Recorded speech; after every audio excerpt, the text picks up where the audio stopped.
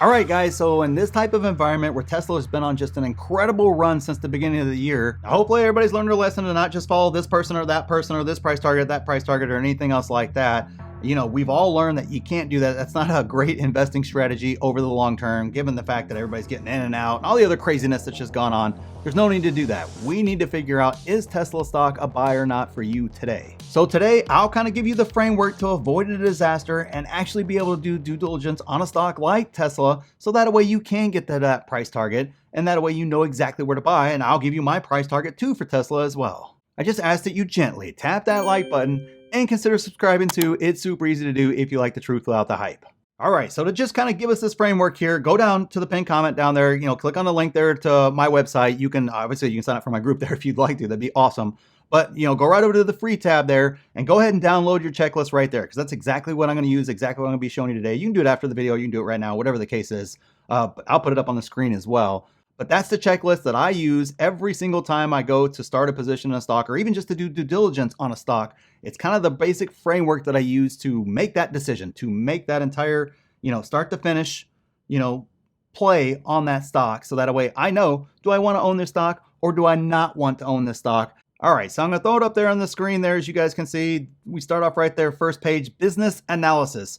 So basically, these are the questions that you need to be able to answer about the business itself. So when we're talking about Tesla, do you understand the business model, exactly what they do? Have you read the latest 10K, the 10Q, and listened to the latest earnings call at a minimum? You guys know that that's where the vast majority of the good, juicy information is in those earnings calls, not in an earning reaction, not in any other video that's out there. I'm sure there's some great ones. There's some people that cover Tesla wonderfully, but there's nothing like listening to the call yourself and actually reading through all the different disclosures to make sure you have an understanding of what Tesla is actually doing at that stage. So, if you don't understand the business model, how the heck are you supposed to know how they're actually going to make money? Now I get it. Business models are pretty easy to figure out, although there's some I can't figure out. Like I can't figure out healthcare for the life of me. I don't understand the business model. But with stock like Tesla, it's pretty easy to figure out the business model. Now, do you know what their competitive advantage is and who's their competition? Now, I know with Tesla, there's not really a lot of competition right now, but it's something you need to ask yourself. Maybe it doesn't apply to much as Tesla as it does a lot of other stocks. But if you're looking at a stock where there's a similar competitor there, you've got to understand the competition and understand what their advantage is. Maybe you need to be buying the competition instead of the current stock that you're looking at. I've had that happen before where I'm doing my due diligence on one stock, and then all of a sudden I start looking at the competitor just to make sure I'm understanding and doing my proper analysis, and I change my mind. I'm like, oh wait, I actually want to own the competitor. I don't want to own the stock that I started with. So then I start looking at the competitor and kind of running down the rabbit hole there of due diligence on that side. That's part of the reason why you do diligence, is so that way you make the right decision. I know it's more time, but you got to get used to just sacrificing that time for understanding and picking the best investment overall. I've never understood why people are afraid to,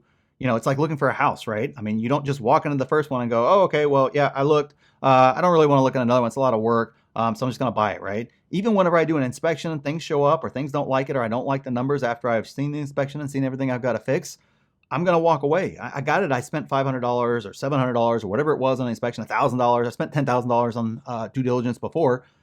Great. And yeah, I've walked away lots of times, multiple times in some cases before I finally bought. And that's okay. I'd rather walk away from $3,000 worth of money, but make the right, $300,000, $500,000 investment, whatever it was, than to just go, well, I already spent $1,000. I might as well just buy it. Well, that's dumb. If it didn't match and it's not right, why spend more money? I want to eventually get into the right asset that's going to print me money. And sometimes you got to understand that, at least with picking stocks, it comes from actually doing the due diligence, if I could talk, actually doing the work in the first place and being comfortable doing the work, knowing full well you might not buy the stock. It's not a waste of time. It's called exercising the muscle, right? And kind of rounding out the business case there, do you understand the industry this company is in and how it makes money? So again, that's one where, for me, a lot of folks ask me, hey, why aren't you interested in healthcare stocks? Why aren't you interested in, pharmaceuticals? And it's because I don't understand the industries themselves. I don't understand how they make money. I don't understand the approval process. I don't understand how that approval process affects the stock, what the timelines are. There's just a whole lot there that I haven't dig deep enough into the business models, into that sector, into that industry to understand it on a really, really deep level. And I've made that mistake before, buying something in an industry that I did not understand. And it is a lonely, sad feeling because you don't know if a dip is actually a problem with the company or if it's an opportunity to add more and it's a great time for you to average down. You just can't know that. Or whenever it goes up, is this a hype run and I need to get out? You're left in a lurch and you're left just guessing, and I can't stand that feeling. So I've made that mistake before. I'll probably make it again in the future because we all make mistakes. But that right there is kind of where you'll assess that and hopefully avoid that mistake of investing in something where you don't understand how they make their money in the first place. And then, of course, do you understand the risk factors with the stock and the industry itself? So again, I don't understand the risk factors in pharmaceuticals, for example, so I absolutely cannot speak to those. However, I can absolutely speak to the different risk factors involved in, a business like Apple, for example, where it's very, very easy for me, at least, to tell where the risks are in that stock, where the risk is long-term and short-term in regards to Apple, their business, and that industry in general. And on to the financial analysis piece now. And now we're getting into the nitty gritty. We're getting into the numbers here. But before I actually dive into, all the different financials and really start digging and really pulling out all the different financial disclosures and everything else, and kind of I lay them out personally on paper because I'm old, so I prefer paper. You can do it however the heck you want. These are just kind of the high level questions that I need to answer right off the bat to figure out, do I need to do a deeper dive into the financials, or is this just not a stock I'm even interested in the first place? So kind of think of this as kind of like an initial screener to getting into the numbers even further, if indeed these all kind of pan out for me. And again, you can add more to this list. There's definitely sometimes more things that I look at, but this is just kind of a very general, checklist of kind of, we'll call them minimums per se, for you to check right off the bat there to see, do I need to continue to dive these financials further or not? So does the company have positive net income, and has it grown in the past year? Now, of course, if they're an unprofitable company, like a lot of the growth plays were over the past couple of years that caught fire and everything else, that number doesn't exist. So you got to look at a lot of other numbers, just revenue, price of sales, what is their cash burn? There's a lot of other things there that kind of get into that. Obviously, if you're looking at a stock that's not profitable yet, but if you're looking at a company that is profitable, do they have positive net income, and is it growing? Is the forward PE in line or below the historical forward PE for that stock? I like to look forward, because I'm just forward looking in general. I want to see what my money is going to turn into and what we're thinking they can go to in the future. Sometimes you can look back to the past, and sometimes the past can kind of skew the data. If we're talking about more old man style stocks, a lot of times I will actually just go to regular PE for that one, because it makes a little more sense, because they don't grow, there's not huge growth rates with a lot of those companies. So you're not really, it doesn't really, there's not a future story to tell per se with a lot of those stocks to where that would matter and make a significant difference in your analysis. But either or, use whichever one you feel more comfortable with. But it's absolutely something that I'm looking for there. So that way I can tell valuation. Is it getting overvalued compared to its historical? Or is it undervalued compared to its historical? Right then and there, that kind of gives me a little bit of an idea as to where it's at here. Is it trading rich? Doesn't mean just because it's trading hot doesn't mean that I'm not interested in the stock. It's just letting me, gauge my expectation that, hey, all right, it's trading hot right now. I'm going to have to, kind of bring my expectation down in regards to where I want to buy it out. Unless the stock is so great after I do my analysis, then I want to overpay for the stock. That could very well be the case, but that's definitely right there where I look. So has revenue grown every year for the past 3 years, or at least the past 2 years? And I'll be honest, the post-pandemic boom and bust and all that, a lot of times I'm actually taking that out in a lot of cases, or because I expect declines from a lot of companies that had huge boost and booms to their bottom or their top line, their revenue top line.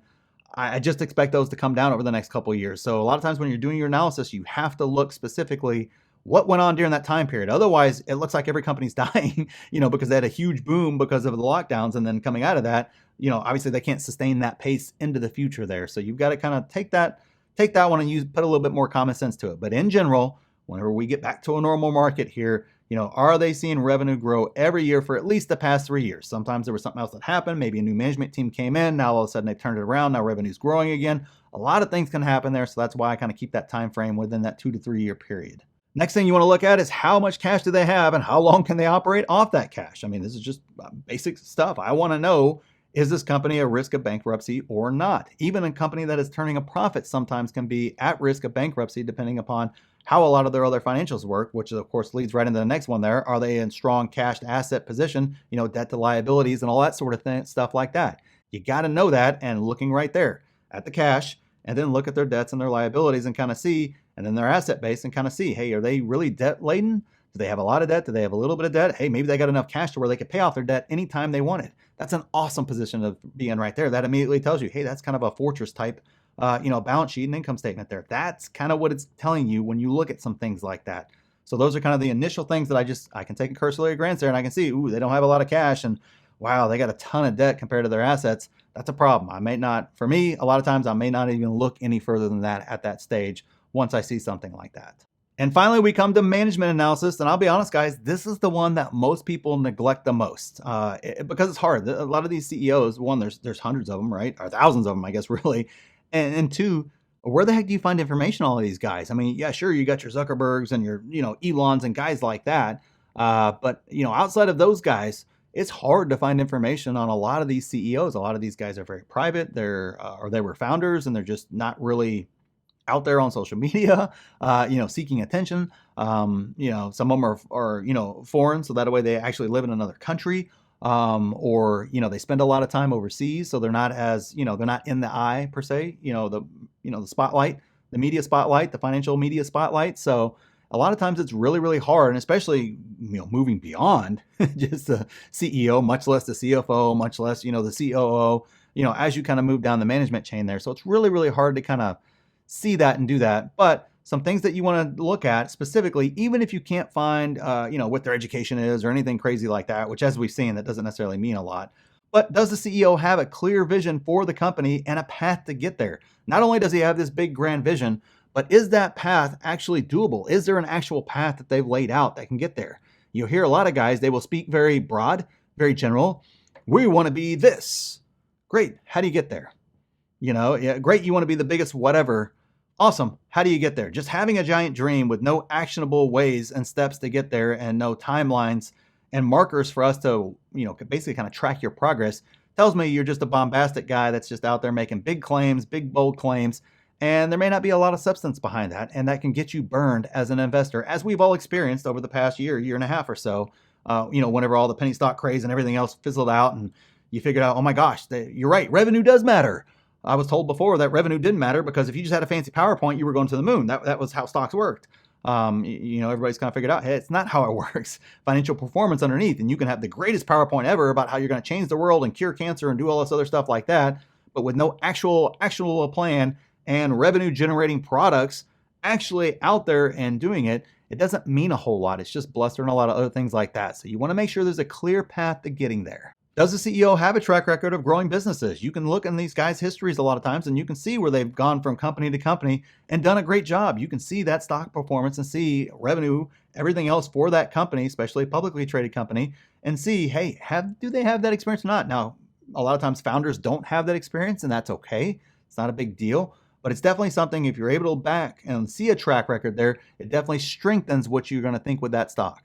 And that kind of leads me to the next point. Is the CEO a founder? And how is the CEO, board, and the management team all compensated there?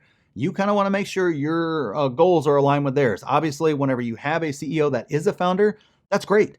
Everybody loves that whenever the CEO is a founder. Of course, it's something special to them, right? And a lot of times their entire net worth is tied to that, right? That's just, looking at Tesla, for example. Elon is tied to that. That is where his net worth is in that. And obviously when he goes to sell it to buy something like Twitter, it definitely affects the stock price because that's, how he's compensated is through Tesla stock. So that's something right there. You want to understand how the board is compensated. So that way you understand, do they have some skin in this game or not in regards to the stock price, in regards to the share price? Now, is the management team adept at allocating capital for growth? Basically, if we're looking at a growth company, how good are they at taking their capital, taking their money, taking their cash, and using that to grow the business? That's where diving into all those, 10Ks, 10Qs, listening to all those earnings calls.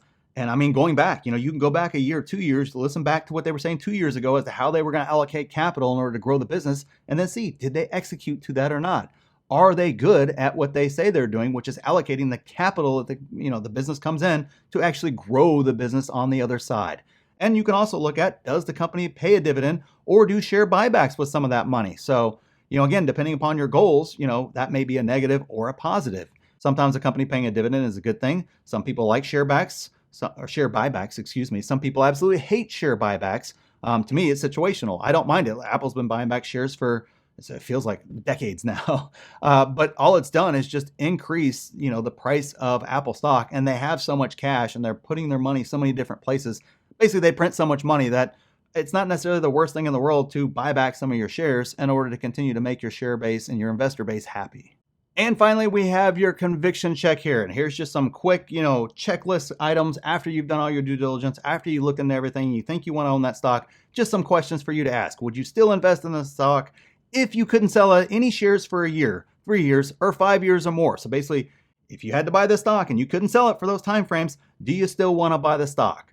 And second question would be, how comfortable would you be if you couldn't even look at the stock for 1 year, 3 years, 5 years or more? Do you trust that management team to that point where you can just lock it away in the drawer, never look again, and trust that the stock is going to be in a better place 5 years from now than it is today?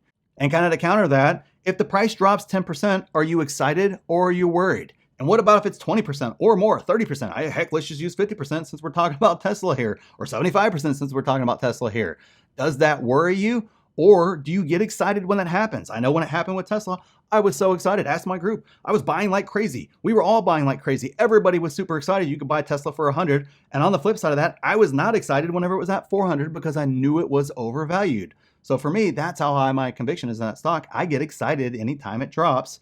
And then, of course, last question there, I guess I already gave away the answer, is if the above scenario happens, are you willing to buy more of that stock? So are you willing to buy more Tesla if indeed it has a huge dip? So anyways, that's the checklist right there. Check it out down there. It's the pinned comment, completely free for you. Nothing, not going to charge you a thing for it. You can go down and do it. Of course, check out a membership, see if that's right for you. There's a ton of great stuff in there, but I want to make sure you at least have this checklist and at least have a general framework to operate from in order to do due diligence on a stock. And as for my price target for Tesla, right now I'm looking to buy anytime it gets under $203.69.